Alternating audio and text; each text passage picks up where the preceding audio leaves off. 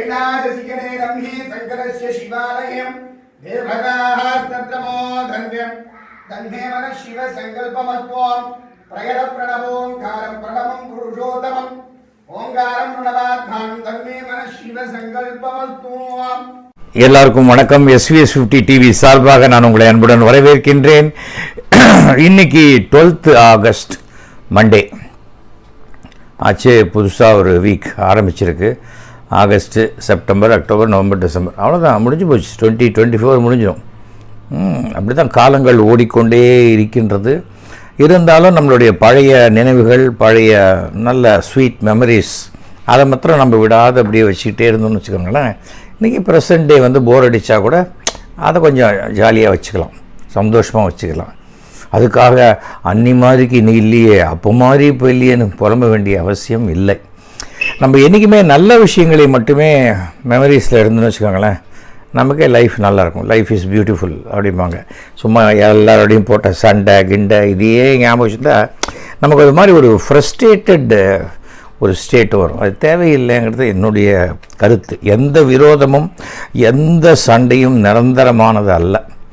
ஆனால் கொஞ்சம் எச்சரிக்கையாக இருக்கணும் மறுபடியும், அவ்வளோதான். அதுதான் முக்கியமாக இருக்கும். அதுதான் நான் நினைக்கிறது. அடுத்தது இந்த திரைப்பயணத்தில் வந்து ராமநாராயணனுடைய அடுத்த படம், இன்னொரு படம் தங்கமான புருஷன். ராமநாராயணன் படம் அப்படின்னாலே அது நான் ஆக்ட் பண்ண படங்கிற மாதிரி தான். கிட்டத்தட்ட 20 படங்களுக்கு மேலே அவருடைய படங்கள் தான் நான் ஆக்ட் பண்ணியிருக்கேன். இந்த படத்தில் நான் ஹீரோயின் வந்து ரேகா, அடுத்தது SS சந்திரன், கோவை சரளா, வெண்ணிராடை மூர்த்தி, ஆச்சி மனோரமா. இந்த படம் மிகப்பெரிய அளவில் பேசப்பட்டது. கஞ்சத்தனத்தை வந்து ரொம்ப பெருசாக காட்டக்கூடிய படம். முன்னாடியே சுருளிராஜன் ஒரு படம் பண்ணியிருந்தார். அந்த படத்தினுடைய ஃபீமேல் வெர்ஷன் தான் ஆச்சி மனோரமா. அந்த மாதிரியான இது, ஒரு கோழியை கட்டி அந்த கோழியை அப்படியே வாசனையை பார்த்து அது சாப்பிடுவாங்க. அந்த மாதிரியான ஒரு கஞ்சத்தனம். நிஜம் கோழி இது பிரியாணி சாப்பிட மாட்டாங்க.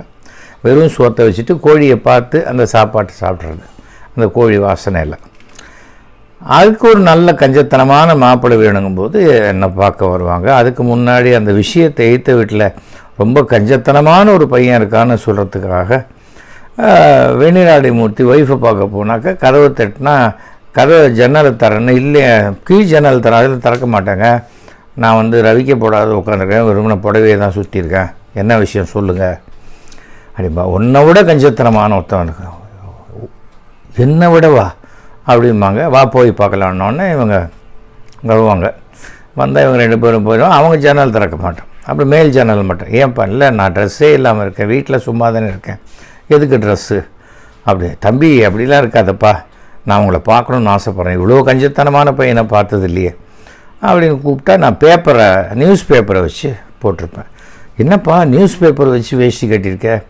ஆமாங்க, துவைக்கிற செலவெல்லாம் கிடையாது பாருங்கள், சலூனுக்கு போனால் அங்கே அசந்த நேரம் 2 நியூஸ் பேப்பர் எடுத்துகிட்டு வந்தால் ஒரு 4 நாளைக்கு ட்ரெஸ் ஆச்சு அப்படிங்கிற மாதிரி. இவன் அதை விட கஞ்சத்தனமாக ஆக்ட் பண்ணுற பையன் கேரக்டர் நமக்கு.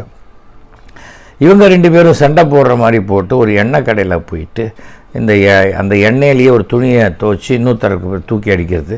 அவங்க அதை எடுத்துகிட்டு டக்குன்னு ஒரு பக்கெட்டில் புழிஞ்சிட்டு அவங்க திருப்பி அடிப்பாங்க. திருப்பி இவன் இதில் துவச்சி கொடுத்து கடைசியில் பார்த்தா இது சமாதானம் பண்ண அந்த எண்ணெய் கடைக்காரனுடைய எண்ணெய் முழுக்க இவங்க எடுத்துன்னு ஓடிடுவாங்க. இந்த மாதிரி நிறையா விஷயங்கள் இந்த படத்தில் இருக்கும். SS சந்திரன் பார்க்குறவங்களுக்கெல்லாம் பொட்டு வச்சு அவங்கள ஏமாத்துகிற ஒரு கேரக்டர். கோவில் கட்டணும் பணத்தை வச்சு அப்படின்னு நினைக்கிற கேரக்டர் கோவை சரளா. இந்த மாதிரியானது இந்த அப்பாக்களும் அம்மாக்களும் வந்து வித்தியாசமாக பெரிய பணக்காரன் வேணும்னு ஒருத்தர் நினைக்கிறது, பெரிய கஞ்சன் ஒருத்தர் வேணும்னு நினைக்கிறது. இதுக்கு எப்படி நடந்து இந்த கல்யாணம் பண்ணிக்கிறது, கல்யாணம் ஆகுதுன்னு ஒரு விஷயம். பணத்தை அடிப்படையாக கொண்டது. பணத்தை எப்படி சம்பாதிக்கிறது, எப்படி ஏமாற்றி சம்பாதிக்கிறதுன்னு நினச்சது. ஆஸ் யூஷுவல் MK விஸ்வநாதன் அவர் தான் சினிமாட்டோகிராஃபி, அதை ஒளிப்பதிவு, இதை அவரை பற்றி முன்னாடியே சொல்லியிருக்கேன். அவுட்டோரில் வந்து அந்த சாதாரணமான ஏரிஃப்ளெக்ஸ் கேமராவில் டூயல் ஷாட் எடுத்தது கல்யாணராமனில் இவர் தான். அந்த அளவுக்கு ஒரு எக்ஸ்பர்ட் கேமராமேன். அண்டு ஒரு டயலாக் பார்க்குறதுக்குள்ளே ஷாட் ரெடி ஆகிடும். அந்த மாதிரி அவ்வளோ ஃபாஸ்ட்டான ஒரு கேமராமேன். அது அவரும் கிட்டத்தட்ட 100 படம் வரைக்கும் ராமநாராயணுடைய இணைந்து பணியாற்றிய மிகப்பெரிய கேமராமேன், என்னுடைய நல்ல நண்பன் என்கே விஸ்வநாதன். இதில் வந்து கூட ஆர்எஸ் மனோகர் ஆக்ட் பண்ணியிருக்காரு, சின்னி ஜெயந்த், நிறைய நகைச்சுவை பட்டாளங்கள் இன்னும் நிறைய பேர் ஆக்ட் பண்ணியிருக்காங்க இந்த படத்தில். இந்த படத்தும் போது தான் ஒரு இன்ட்ரெஸ்டிங்கான ஒரு விஷயம் என்னாச்சு, அப்போ சிங்கப்பூரில் ஒரு ஸ்டார் நைட் ஷோ, அதாவது விசு தலைமையில். ஆக்சுவலாக 4 பேர் தான், நான், விசு, ரேகா, 3 பேர். அங்கே லோக்கலான ஒரு மியூசிக் குரூப் இருக்கும், நாங்கள் தான் மெயின் சீஃப் கெஸ்ட். பட் விசுவின் நட்சத்திர இரவு அப்படிங்கிற மாதிரியான ஒரு டீம். அது தான் நாங்கள் கிட்டத்தட்ட ஒரு 6 நாளோ 7 நாளோ பண்ணோம். 7 பிளேசஸில் பண்ணினோம். பண்ணி ஒரு கேள்வி பதில், ரேகா இப்போ வந்து பாடுவாங்க, வந்து நானும் பாடுற மாதிரி வாயசிச்சு இந்த படம் முன்னாடி சொன்னேன் இல்லையா, அந்த படத்து மாதிரி பாதியில் அந்த பாடுறவரே உள்ளே வந்துடுவார். என்னப்பா காட்டி கொடுத்துட்டே நீ அப்படின்னு சொல்லி, எனக்கு பாட தெரியாதுங்க, பாடுனாங்க. சரின்ட்டு உள்ளே ஒரு அட்ஜஸ்ட்மெண்ட் வச்சு அவரை பாட சொல்லி நான் வாயை அசைச்சேன் அப்படின்னு சொல்லி, அப்புறம் நம்மளும் கேள்வி பதில். ரேகா மாத்திரம் 2 சாங் பாடுவாங்கன்னு நினைக்கிறேன். இது ஒரு ஸ்டார் நைட்டு அது அங்கே பண்ணோம். அந்த ஸ்டார் நைட்டுக்கு ஆரம்பத்தில் தான், அந்த கிளம்புறதுக்கு முன்னாடி தான் இந்த ஷூட்டிங். ஒரு 10 நாள் ஷூட்டிங் பண்ணியிருக்கோம். 10 நாள் அங்கே போயிட்டோம். ஸ்டார் நைட்டுக்கு ஒரு 6-7 நாள் போயிட்டு திருப்பி வந்துட்டு, சார் வந்துட்டு ஊர்லேருந்து வந்துட்டேன் சார், பாக்கி போர்ஷன் முடிச்சிடலாம். எல்லாம் முடிச்சாச்சு, டப்பிங் பிளேஸுக்கு போகிறோன்ட்டார் டேரக்டர். என்னது முடிச்சிட்டிங்களா அப்படிங்கிறா, படம் பார்த்தா ஃபுல் படம் இருக்குது. அதுக்கு உண்டான இதெல்லாம் சாங்ஸ் எல்லாம் அப்பப்போ எடுத்திருக்காரு. அவ்வளோ ஸ்பீடாக எடுத்தனால நமக்கு தெரியல. எதுக்காக சொல்கிறேன்னா, கிட்டத்தட்ட 11 நாள் 12 நாள் ஒரு ஹீரோயின் நடித்து எல்லா சீன்லேயும் வந்து ஆல்மோஸ்ட்டு அந்த படம். இந்த படம் வந்து இந்த காமெடிக்காக ரொம்ப பெருசாக போச்சு. காமெடி ஃபிலிம் தான் இருந்தாலும் அந்த என்ன சொல்கிறது, கருமித்தனத்தினுடைய உச்சக்கட்டம் அது. அதில் வந்து நல்ல காம்பினேஷன், வெண்ணிராடை மூர்த்தியும் ஆட்சியும். இதில் வந்து சாங் உண்டு, அந்த கொஞ்சம் எல்லா சாங்லேருந்தும் ஒரு பாப்புலர் ஹிட் சாங் இருக்குது இல்லையா. நான் வந்து இந்த தம்மரதம் சாங்கு, அந்த சாங்கோடைய டியூனில் எனக்கு ஒரு சாங்கு, அது மாதிரி ஒவ்வொருத்தருக்கும். இதில் வந்து வெண்ணிராடை மூர்த்திக்கும் ஆட்சிக்கும் ஒரு சாங்கு, அந்த போர்ஷன் ஒன்று உண்டு. எஸ்.எஸ். சந்திரன் கோவை சரலா, நானும் எஸ்.எஸ். சந்திரன், நைனா நைனான்னு ஒரு பாட்டு. எஸ்.எஸ். சந்திரன் கொஞ்சம் சார்லி சாப்ளின் மாதிரி ஒரு நல்ல பொழுதுபோக்கு சித்திரம். அப்படின்னா ஃபேமிலியோடு போய் ஜாலியாக பார்க்குற ஒரு பொழுதுபோக்கு படம். அந்த மாதிரியான ஒரு படமாகத்தான் இது வந்தது.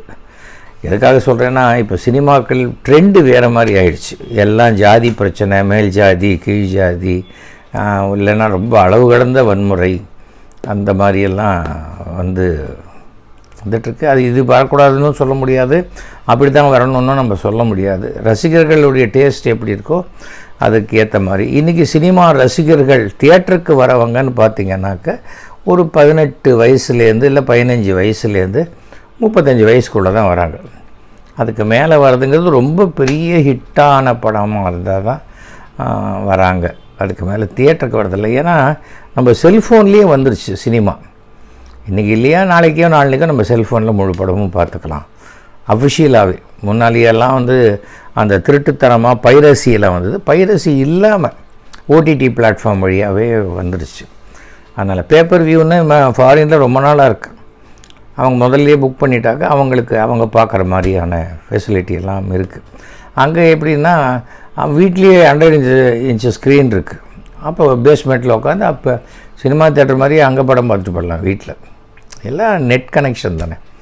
அதற்காக சொல்கிறேன், சினிமா மாறிக்கொண்டு தான் வருகிறது. சினிமா மாற்றங்களில் நம்ம ஃபிட்டின் ஆனால் நமக்கு நல்லது, ஃபிட்டின் ஆக முடியலன்னா ஒன்றும் வருத்தப்பட வேண்டிய அவசியமும் இல்லை. அதுதான் என்னுடைய கருத்து. அடுத்தது ஜோக்ஸ் பார்க்கலாமா? ஜோக்ஸ். அவர் போலி டாக்டர்னு எப்படி சொல்கிறீங்க? பின்ன என்னங்க, போஸ்ட்மார்ட்டம் ரிப்போர்ட் வாங்க சொன்னால் எங்கே பேஷண்ட்டுன்னு கேட்குறாரு. கீதா, மதுரை. என் மனைவி புடவை கடையில் இருக்கிற அந்த ஷோரூம் இருக்குது, அந்த பொம்மை மாதிரி அவ்வளோ ஸ்லிம்மாக இருப்பாங்களே. டெய்லி ஒரு புடவை கட்டிப்பா, அப்புறம் தூக்கி போட்டுருவா. வி சாரதி டேச்சு, சென்னை. உண்ணாவிரதத்தில் எல்லாருக்கும் பானிபூரி கொடுக்குறாங்களே, ஏன்? பின்ன கூட்டின்னு வந்தது எல்லாரும் வடநாட்டு தொழிலாளர்கள், அவங்களுக்கு என்ன பிடிக்குமோ அதானே கொடுக்க முடியும். சுபானு, காரைக்குடி. தலைவருக்கு டாக்டர் பட்டம் கொடுத்தது தப்பாக போச்சு. என்னாச்சு? நோயாளிகளெல்லாம் கட்சியில் சேர்த்துக்காங்க, நான் டாக்டர், அவங்களாம் நோயாளிகள் அப்படின்றாரு. சிஆர் ஹரிஹரன், திருவனந்தபுரம். டிகிரி முடித்த பொண்ணை கல்யாணம் கட்டிக்கிறான்னு ஆசைப்பட்டேன், முடியல. அப்புறம் என்ன பண்ணேன்? பட்டம்மாள்னு ஒரு பேரோட இருக்கிற ஒருத்தியை கல்யாணம் பண்ணிட்டேன். எப்போவுமே பட்டம்மாங்கிறா, அவள் எனக்கு பதிலுக்கு பட்டம்மா அப்படிங்கிறா. என்ன பண்ணுறது? அஜித்து, சென்னை.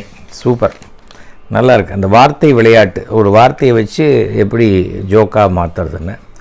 அடுத்தது மகா பெரியவர்கிட்ட ஒரு ஃபாரஸ்ட் ஆஃபீஸர், ரொம்ப பெரிய பக்தர். கேப் கிடைக்கும் போதெல்லாம் காஞ்சிபுரத்துக்கு பக்கத்தில் தானே ஒர்க் பண்ணுறதுனால காஞ்சிபுரத்தில் அப்படியே வந்துடுவார். வந்து பெரியவாளோட பூஜை நேரத்தில் வர்றது என்ன முடியும். அவர் மனசுக்குள்ளே ரொம்ப ஆசை, நம்ம பாட்டுக்கு இவ்வளோ ஃபாரஸ்ட்டில் இப்படி போயிட்டு எல்லாம் பண்ணிகிட்ருக்கோம். பெரியவாளுக்கு அந்த காட்டில் கிடைக்கக்கூடிய அந்த ஒரிஜினல் மலைத்தேன், இல்லைன்னா அந்த சந்தன மரம்லாம் நிறையா இருக்கும். அதை அரைச்சா நல்ல சந்தனம் கிடைக்கும். இதெல்லாம் பெரியவா பூஜைக்கு கொடுத்தா ரொம்ப நல்லாயிருக்கும். அது நம்மளே எப்படி கேட்குறது? பெரியவாளே டே நீ கொடுறா அப்படின்னு சொன்னால் எனக்கு ரொம்ப பெருமையாக இருக்கும், ரொம்ப புண்ணியமாக இருக்கும் அப்படின்னு நினச்சிட்டே இருக்கார். அவர் ரிட்டையர் ஆக போகிறார். இன்னும் ஒரு 2 நாள் 3 நாள் இருக்கும், ரிட்டையர் ஆக போகிறாரு. அந்த மாதிரி சமயத்தில் திடீர்னு பெரியவா, வா எனக்கு ஏதாவது நீ பண்ணணும்னு ரொம்ப ஆசைப்படுறியோ அப்படிங்கிறாரு. அவருக்கு கடகடன் தண்ணி. ஆமாம் பெரியவா. அப்படியா? நீ காட்டில் தானே இருக்க, அடிக்கடி போயிட்டு வரல, மர உரி கிடைக்குமா பெரியவா அப்படின்னா? அதான் மரப்பட்டை இருக்கு இல்லையா, மரப்பட்டையிலேயே இந்த ட்ரெஸ் அந்த காலத்தில் ராஜாக்கள்லாம் போட்டுப்பாலே, மர ஊரி. காட்டுக்கு ராமன் போட்டுன்னு போனார் இல்லையா? ஆமாம் பெரியவா. அது மரத்தை வெட்டியெல்லாம் பண்ணக்கூடாது, அதை காஞ்ச அந்த மரத்துலேருந்து அப்படி உரியிற மாதிரி வருது பாரு, அதை வச்சு பண்ணி கொடுக்கணும் அப்படி. கண்டிப்பாக பெரியவானா போனார், தடன்னு போனார். அங்கே இருக்கிறவங்கள பார்த்து இது பண்ணால், அங்கே இருக்கிற அந்த காட்டுவாசிகள் அங்கே கூப்பிட்டு சொன்னால் அவங்க உடனே டக்குன்னு எடுத்தாங்க. மரவுரி 4 மரவுரி பண்ணிட்டார். 4 மரவுரி பண்ணி எடுத்து பெரியவா அப்படின்னு கொடுக்குற. எல்லாம் பூஜை முடிஞ்ச எல்லாம் பிரசாதம் கொடுத்துட்ருக்கும்போது, அது அப்படியா மரவுரி கொண்டு வந்துட்டியே பெரியால, நாளைக்கு தானே ரிட்டையர் ஆகிற நீ அப்படின்னு சொல்லிட்டு பெரியவா அந்த மரவுரி அப்படி போட்டு பார்க்குறார். போட்டு பார்த்தா அடாடாடா, இந்த மரவுரி சாதாரணமாக இப்படி வச்சுக்கிறதுக்கு இவ்வளோ சங்கடமாக இருக்கே. ராமன் பாவம் காட்டில் இந்த மரவுரியை போட்டு எத்தனை கஷ்டப்பட்டவர் தெரியலையே அப்படின்ட்டு அப்படியே எடுத்து வைக்க போகும்போது, அங்கே தூரக்க வெளிநாட்டுக்காரர் ஒருத்தர் உட்காந்துருக்கார். இங்கே வாங்க அப்படின்னு கூப்பிட்டுட்டு, நான் இதை போட்டுக்கும்போது இது எனக்கு கொடுத்தா நல்லா இருக்கும்னு நினச்சிங்கல்ல, இந்தா வச்சுக்கோ அப்படின்னு சொல்லி அவர்கிட்ட கொடுத்தா அவருக்கு ஆச்சரியம். அப்படியே இது அவன் மாதிரி பெரியவா என்ன பண்ணுறா, அதை அங்கே இதில் வச்சுட்டு பெரியவா ஆச்சரியமான்ட்டு, இந்தா நீ ஒன்று வச்சுக்கோ அப்படின்னு அவர்கிட்ட கொடுத்துட்டு, என்ன சந்தனம் தேன் இதெல்லாம் நான் கேட்கலையே அப்படின்னு உனக்கு வருத்தமாக இருக்கா? பூஜைக்கு யூஸ் பண்ணியிருக்கலாம் இல்லையா? ஆமாம் பெரியவா, கரெக்டு, அதெல்லாம் கரெக்டு தான், நான் கேட்டிருந்தா நீ என்ன பண்ணுவேன்? உடனே காட்டிலேருந்து எடுத்துகிட்டு வந்துடுவேன். இதுவாது மரத்துலேருந்து விழுந்தது, யாருக்கும் பிரயோஜனம் இல்லாதது. ஆனால் அது நீ இது என்ன பண்ணுவேன், நீ அந்த டிபார்ட்மெண்ட்லேயே டிபார்ட்மெண்ட்லேருந்து இருக்கும்போது அது ஒரு திருட்டுக்கு சமமாகிடும் இல்லையா? அந்த மாதிரி சந்தன மரத்துலேருந்து எடுத்துன்னு வருதோ இந்த தேனையும் அதை பூஜைக்கு வச்சுக்கலாமா சொல்லு. அதனால தான் நான் கேட்கல, அந்த ஒரே ஒரு காரணம்தான் இது. அதனால தான் மரத்துலேருந்து விழுந்த மரப்பட்டையை வச்சு எனக்கு பண்ணி கொடு அப்படின்னா. ஏன்னா இந்த சொல்லி பொறுக்கிறவாலாம் போகிறா, அதெல்லாம் எடுத்துக்கிறேன் அந்த மாதிரி இது அப்படின்னு சொன்னால் அப்படியே கரகரன்னு அவருக்கு கண்ணில் தண்ணி. அதாவது நாம் மனசில் என்ன நினைக்கிறோங்கிறதுக்கு உண்டான ஒரு பதிலை சொல்கிறது மகா பெரியவர் மட்டும்தான். அது எந்த ஒரு பொருள் மேலேயும் கொஞ்சம் கூட பற்று இல்லை. ஒன்று போட்டுக்க சொன்னியா போட்டேன், இந்தா நீ வச்சுக்கோ அவ்வளோதான். சந்நியாசி என்பதற்கு 100% அந்த பொருத்தமானவர்னால் அது மகா பெரியவர். ஓகே, யாராவது என்கிட்ட ஃபோன் பண்ணி பேசணுன்னா 9841023545 கூப்பிடுங்க. என்னுடைய ட்ரஸ்ட்டுக்கு டொனேட் பண்ணணும்னு நினைக்கிறவங்க நீங்கள் வந்து என்ன பண்ணலாம், மயிலாப்பூர் MLA@gmail.comல கான்டாக்ட் பண்ணுங்கள். ஸோ நான் வந்து நீங்கள் டீட்டெயில்ஸை நான் அனுப்பிச்ச உடனே கன்வின்ஸ் ஆனால் நீங்கள் டொனேட் பண்ணலாம். ஓகே, மீண்டும் சந்திப்போம். நன்றி, வணக்கம், ஜெய்ஹிந்த். சந்திரசேகரா